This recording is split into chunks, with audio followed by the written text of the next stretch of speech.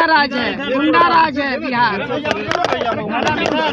मुख्यमंत्री जी को इस्तीफा देना चाहिए, क्योंकि आप देखें कि हाल ही दिनों में किस तरीके से मुकेश सहनी जी की पिता की हत्या की गई और अभी तक जो अपराधी है खुलेआम घूम रहा है और लॉ एंड ऑर्डर पूरे तरीके से फेल हो चुका है। तो कर रहे हैं सवाल खड़े कर रहे हैं, आप लोग सवाल खड़े, हमारे पे कुछ सवाल खड़े करें कि जब आपके पिताजी मुख्यमंत्री जी खुद बोले ना कि क्यों जाकर के पैर छूते हैं किसी का पैर छूते, जब उनसे नहीं हो रहा तो पैर छूने जा रहे हैं। क्राइम का क्या हाल है? क्राइम पूरा खत्म। फिर वो लोग अपने पुराने रंग में आ चुके हैं। वो दलितों के हाथ काट रहे हैं, वो दलितों के मुंह में पेशाब कर रहे हैं, वो बच्चियों का लड़कियों का बलात्कार कर रहे हैं। और 3C क्राइम, करप्शन, कम्युनलिज्म से कोई समझौता नहीं। और नीतीश कुमार जी आँख खोल कर देखिए, मॉब लिंचिंग हो रही है, करप्शन नाम का अरबों खरबों के पुल बहे जा रहे हैं। इन तमाम सवालों का जवाब नीतीश कुमार जी आपको देना होगा। बिहार की जनता माफ नहीं करेगी, जवाब नहीं देंगे तो।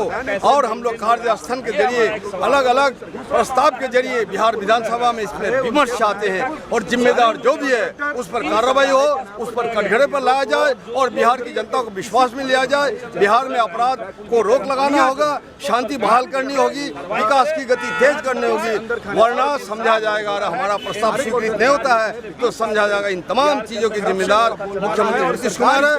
ये जो अभी एनडीए की सरकार है और इस सरकार में कितना अपराध चरम पे है। 90 के पहले का डाटा निकाल लिया जाए, 2000 पहले का डाटा निकाल लिया जाए, अभी 2005 से 2024 का डाटा निकाल लिया जाए, पता चल जाएगा कि वो जंगल राज था, अभी महाजंगल राज हो गया है। खुद पता चल जाएगा कि किसके समय में क्राइम ज्यादा हुआ है। पहले तो क्राइम होता था, एक का दुक्का आदमी मरता था, अभी तो खुलेआम 3-3 आदमी का मर्डर एक बार हो जा रहा है। सहनी जी पूर्व मंत्री हैं, उनके पिताजी का मृत्यु कितने बेदर्दी से किया गया है, किसी से छुपा हुआ नहीं है। यहाँ के जो मुख्यमंत्री हैं ये कहते हैं कि हम महिलाओं के सम्मान में काम करते हैं, महिलाओं के हक में काम करते हैं, महिलाओं के हितैषी हैं, लेकिन इनके सरकार में महिलाओं का क्या दुर्गति है किसी से छुपा हुआ नहीं है। खुलेआम महिलाओं के साथ यौन शोषण हो रहा है, रेप हो रहा है, नंगा नाच महिलाओं के साथ हो रहा है, लेकिन कोई कार्रवाई नहीं हो रहा है।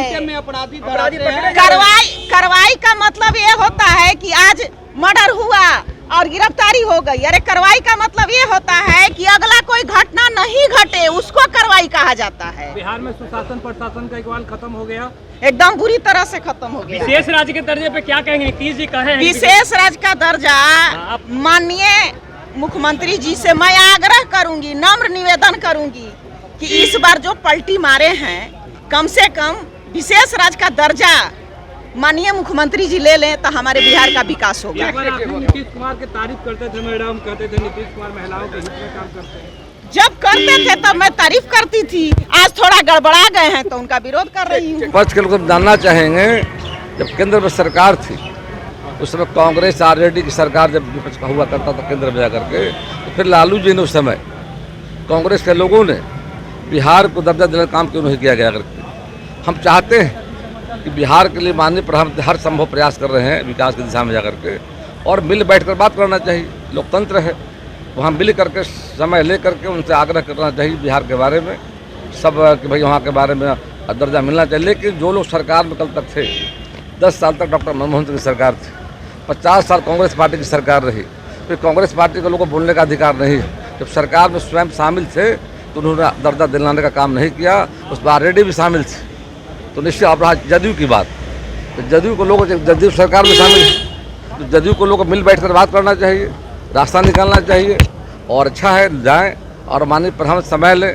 अब रही बात आपने आगे कहा जा करके है नॉमिनी सूची में आरक्षण को क्यों नहीं डाला? निश्चित तौर पर हम भी चाहेंगे उसको डालना चाहिए, ताकि जो बिहार में फैसला जो हुआ था जाति सर्वे के बाद सही फैसला था, माननीय उच्च न्यायालय ने उसने सुप्रीम कोर्ट फैसला जो दिया है, तो निश्चित तौर सरकार कोर्ट में भी जाने का काम करेगी और उसको नौवीं सूची में भी शामिल करने के लिए हम लोग प्रयास करेंगे। देखिए, सरकार का ही इकबाल खत्म हो चुका है और सरकार के संरक्षण में अपराधी फल फूल रहे हैं। अपराधी ही नहीं बल्कि अफसर के संरक्षण में अपराधी फल फूल रहे हैं और ऑफिसर जो हैं वो सरकार के संरक्षण में फल फूल रहे हैं, क्योंकि बिना चढ़ावा का कहीं काम नहीं होता। ये मैं नहीं बल्कि बिहार सरकार के माननीय मंत्री ने मामला को उठाया था। तो तमाम मुद्दे हैं। बिहार की जनता बिल्कुल भ्रष्टाचार से त्रस्त है, अपराध से त्रस्त है। दिन दहाड़े कब किसको हत्या कर दिया जाएगा, कब किसको गोली मार दी जाएगी, महिलाएं सुरक्षित नहीं हैं। एक IAS ऑफिसर द्वारा एक महिला के साथ दुर्व्यवहार किया गया, वो महिला चीख सीख करके बोल रही कि हमारे साथ गलत हुआ है। बिहार सरकार की पुलिस वो जांच के बाद उसने कहा कि वो ऑफिसर गलत है, उसके बाद भी उस ऑफिसर को बर्खास्त नहीं किया जाता है। यहाँ नेता पर ही हर तरह का अंकुश है। अफसर एकदम भ्रष्ट हैं और अफसरशाही बढ़ा हुआ है, जिसके चलते यहाँ की जनता त्रस्त है। लालू जी ने कहा है कि संयम खत्म हो गया सरकार का। पहले ये एक अन्य मार्ग से होता था, ये घटना 2005 से पहले। देखिए कहाँ से होता था इसका हमको जानकारी नहीं, बीजेपी के लेकिन हम नेता एक कह रहे हैं आम ना, आदमी बीजेपी के हैं नेता और कह रहे आम जनता की तरह, जनता के प्रतिनिधि होने के नाते जिस तरीके से प्रशासन, पुलिस प्रशासन ये सब सरकार के संरक्षण में फल फूल रहे हैं। चूँकि स्थिति ये हो गई है कि यदि किसी पे आप कार्रवाई के लिए लिखते हैं तो किसी न किसी बड़े नेता का रिश्तेदार निकल जाता है, बड़े नेता का सहयोगी निकल जाता है, जिसकी वजह से उस पर कोई कार्रवाई नहीं होती है। जब तक कार्रवाई नहीं होगी तब तक खत्म नहीं होगा भ्रष्टाचार। लोग 15 साल राज करते थे तब पूरे साल में पूर्ण बजट भी पास नहीं कराते थे, लेखानुदान लाते थे। पूरे साल में 2 दिन 3 दिन से बेसी ये लोग जो है सदन नहीं चलाते थे। इनके पास कोई मुद्दा नहीं है। अगर सही में गंभीर है बिहार के लिए, नेता प्रतिपक्ष कहाँ हैं? बड़ी बड़ी बातें करते हैं, 4 छोटा सत्र है, बड़ा सत्र है, नेता प्रतिपक्ष कहाँ है? मैं पूछना चाहता हूँ, क्या बिहार की जनता के प्रति नेता प्रतिपक्ष का कोई दायित्व तो नहीं है? आज विधानसभा का सत्र मुझे नहीं लगता कि नेता प्रतिपक्ष आने वाले हैं, क्योंकि वो तो गायब रहते हैं। काम चाहते नहीं है न काम करना। बिहार की स्थिति देख लीजिए, बिहार में हम काम करना चाहते हैं, हल्ला करता लोग। यहाँ देखिए हल्ला लोग करेगा। ये विकास के नाम जाने नहीं जाते हैं। इनका कार्यकाल रहा, कभी विकास उन्होंने किया नहीं, आप जानते हैं।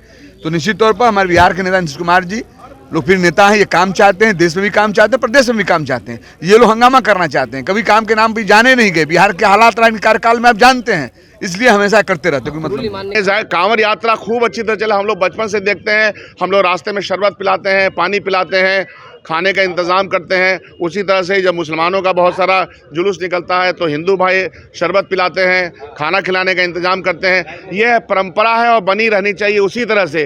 अब नाम लिखिए, नाम में आपको बहुत सारे फरमान जारी कर। पहले तो ऐसा नहीं था। पहले क्या कांवड़ यात्रा नहीं निकलता था? खूब निकलता था। पहले क्या धार्मिक अनुष्ठान नहीं होते थे? खूब होते थे। हमारा देश तो धार्मिक अनुष्ठानों का देश है, धार्मिक देश है। उसमें इस तरह का वातावरण करके क्या हासिल करना चाहते हैं? विशेष राज का दर्जा मिलना चाहिए।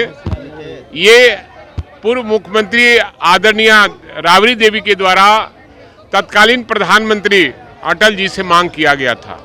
इसकी आगे बढ़ाते हुए विधानसभा के दोनों सदनों से, विधानमंडल के दोनों सदनों से पास होकर बिहार को विशेष राज्य का दर्जा मिलने ये प्रस्ताव गया था। आज तो डबल इंजन की सरकार है। जो केंद्र में शामिल है मंत्री, विभिन्न दलों के, वो मांग कर रहे हैं। तो मैं कह रहा हूं कि भाई आप किससे मांग कर रहे हो? बिहार को विशेष राज्य का दर्जा मिलना चाहिए। तीसरा, बिहार में जो जातीय गणना हुआ, आरक्षण का दायरा बिहार सरकार ने बढ़ाया, उसको 9वीं अनुसूची में शामिल नहीं किया।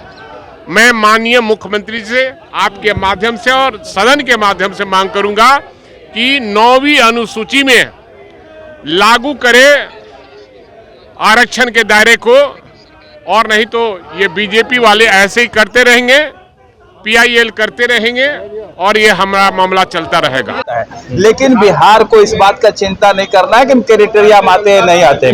माननीय प्रधानमंत्री जी का विशेष फोकस बिहार पर है कि बिहार को विशेष पैकेज मिलेगा, पहले भी मिला है, आगे भी मिलेगा, बिहार का संपूर्ण विकास होगा। अच्छा, सुप्रीम कोर्ट ने अंतरिम रोक लगा दी है उत्तर प्रदेश सरकार के उस फैसले पर जिसमें कांवड़िया पद पर दुकानदारों को सुप्रीम कोर्ट का रोक है तो माननीय उच्च न्यायालय का उनका सम्मान है, लेकिन जिस तरह से ये लाया गया था ये काफी उचित था। लोगों का पहचान होना जरूरी है। कोई भी काम में लोगों का पहचान अति आवश्यक है। लॉ एंड ऑर्डर तो बहुत अच्छा हो ही गया है, कहीं कोई क्राइम तो है ही नहीं, और सत्र भी इतना लंबा चल रहा है कि कुछ कहना नहीं है। लोगों को अगर विधायकी कार्य के लिए प्रॉपर समय मिले, आप जानते होंगे 15 दिन से कम समय अब मिल रहा है, 4 दिन का, तो ये निगेटिवनेस अपने आप में बताता है। सरकार कहेगी कि मेरे पास कोई काम ही नहीं है, तो बिना काम का ही अगर सरकार चल रहा है, उसी पे अगर आप सोचते हैं कि हमारा कि नहीं पीठी कोई ठोकने वाला नहीं है, तो बिना कुछ कहे हुए तो डबल इंजन की सरकार हो गई। अब कोई ट्रिपल इंजन की सरकार बनने वाली हो तो बता दीजिए। तो हम समझते हैं जनता भी बहुत खुश है, बहुत ही बेरोजगारी है, महंगाई है, इसके बाद भी जनता खुश है, इसलिए कि कुछ बहुत ज़्यादा अपेक्षा तो है नहीं। जनता को क्या अपेक्षा रहेगा, जो मूलभूत समस्या है उसी का। तो हम समझते हैं कि ऐसे लोग सड़क पर यहाँ आएंगे, सब हर एक जिला में राजद कार्यकर्ता महागठबंधन सड़क पर है ही, तो लोग कहते हैं कि राजद का तो काम ही है सड़क पर रहना। तकरीबन 2500 लोग पिछले 3-4 सालों में विस्थापित हो गए हैं। सरकार ने अब तक उनको राहत नहीं दी है। माननीय मुख्यमंत्री छलावे के एक शब्द को बार बार इस्तेमाल करते हैं कि आपदा पीड़ितों का सबसे पहला अधिकार है राजकोष पर। ये जुमला कहाँ सत्य होता है? ये जुमला नालंदा के लिए है, ये जुमला गया के लिए है, जहानाबाद के लिए है, ये जुमला जो है भाजपा और जदयू के क्षेत्रों के लिए है। क्या सीमांचल के उन गरीबों, दलितों, मुसलमानों के लिए नहीं है जहां पर लोग विस्थापित हो गए हैं? 1 महीना हो गया विस्थापित होने का, अब तक इनका सीओ वीडियो भी खबर नहीं लिया, आपदा के पदाधिकारियों ने उसकी कोई मदद नहीं की। ये कैसे छलावे की सरकार है? जो जनता की पीड़ा को समझने वाली सरकार नहीं होती है, पीड़ितों के आस से बर्बाद होती है। तमसो मां ज्योतिर्गमय गुरुकुल शिक्षा मंदिर संस्थान के साथ बनाए अपना भविष्य। रेगुलर और प्रोफेशनल कोर्सेज, सेकेंडरी और senior secondary courses, law, teachers training courses, pharmacy and nursing के साथ पैरामेडिकल में डायरेक्ट एडमिशन पाए। वेबसाइट विजिट करें या दिए गए नंबर पर कॉल करें। हमारा पता है गुरुकुल शिक्षा मंदिर संस्थान, कल्याण चौक, DS कॉलेज रोड, कटिहार। हमारा वीडियो अगर आपको अच्छा लगा हो तो आप हमारे वीडियो को शेयर करें, लाइक करें, हमारे चैनल को सब्सक्राइब जरूर करें। धन्यवाद।